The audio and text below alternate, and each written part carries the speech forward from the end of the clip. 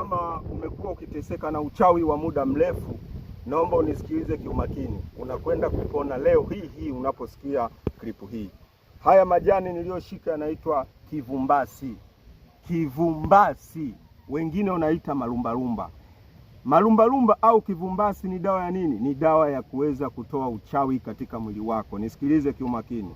Huu unatumika katika aina tofauti tofauti.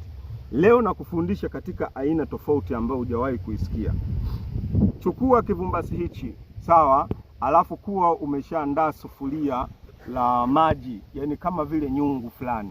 Chukua kivumbasi hichi, alafu chukua pamoja na chumvi ya mawe, sawa?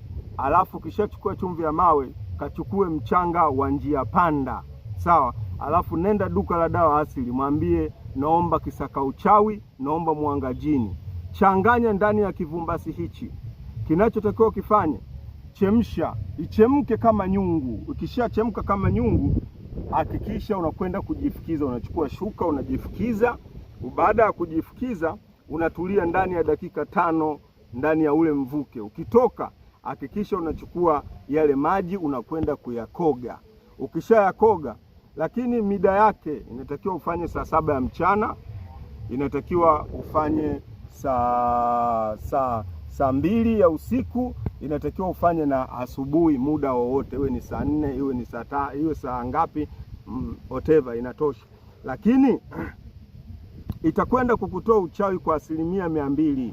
Mimi ndio nimekueleza, fanya hivyo kwa 100% kubwa, utakuja kuleta majibu. Kama unasumbuliwa na uchawi kweli, iwe ni majini, iwe ni kitu gani, umekwenda kupona. I'm King Dr. Nabil, number 1 Tanzania. Usisite kuweza kunifuatilia. Bye.